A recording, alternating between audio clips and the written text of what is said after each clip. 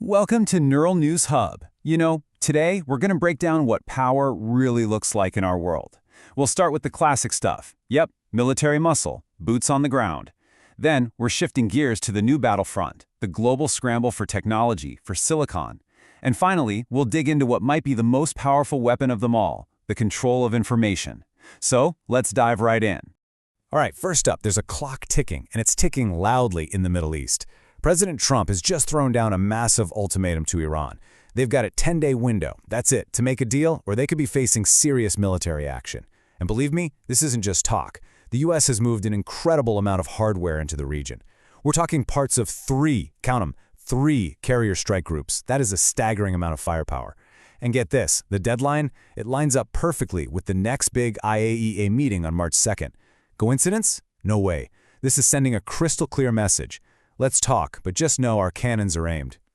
So while one crisis gets the stick, another one is getting the carrot. A very, very big carrot. We're looking at a huge injection of cash and people to stabilize Gaza. We're talking $17 billion pledged at the Board of Peace meeting. And it's not just money.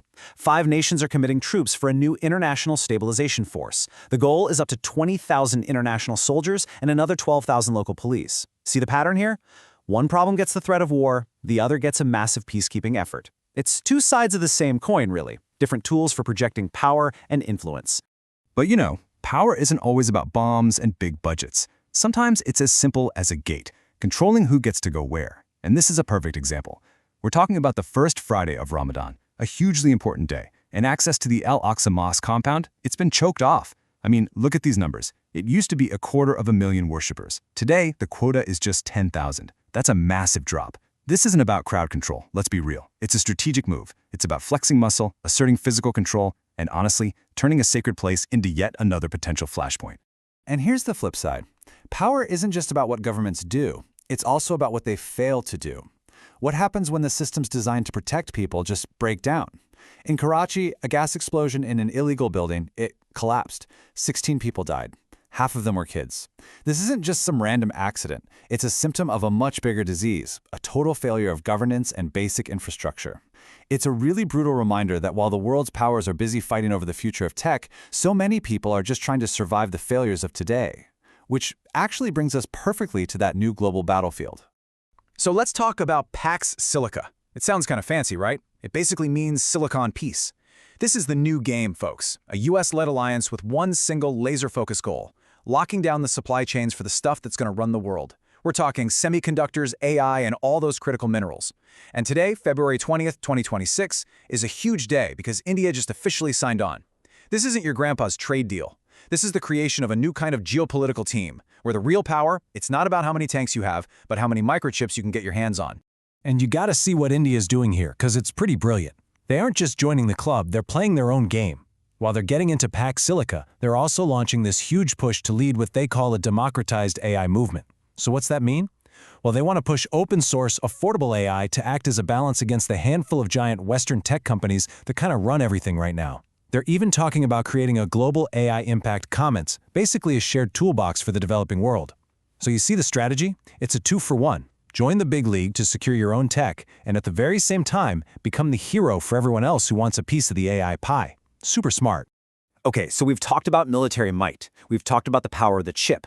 But what if we've been looking in the wrong place? What if the real final frontier of power isn't about land or silicon at all? What if it's about information?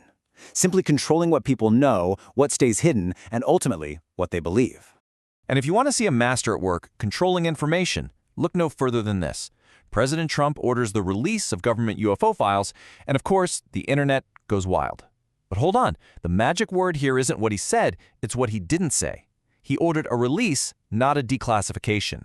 And that difference? Oh, it's everything. Releasing just means, yeah, we'll start a process. It gives agencies all the time in the world to review, black things out, and delay. Declassifying, on the other hand, would be a legal game changer, making the files instantly public. So what you're seeing isn't transparency.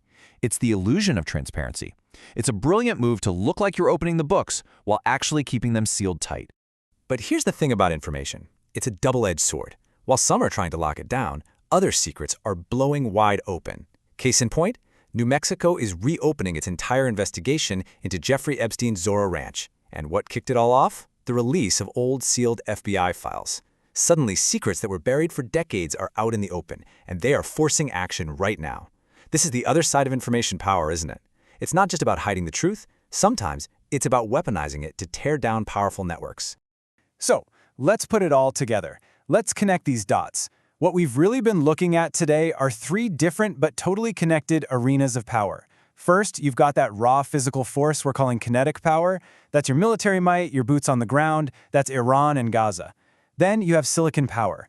This is the new Cold War, fought over tech supply chains, and that's exactly what the Pax Silica alliance is all about.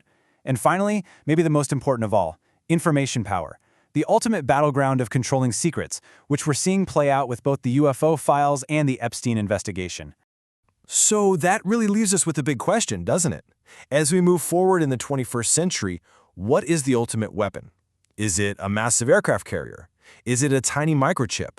Or is it a well-kept secret? Something to think about. Hey, if you enjoyed this breakdown, please hit that like and subscribe button. We'd love to bring you more updates and videos just like this.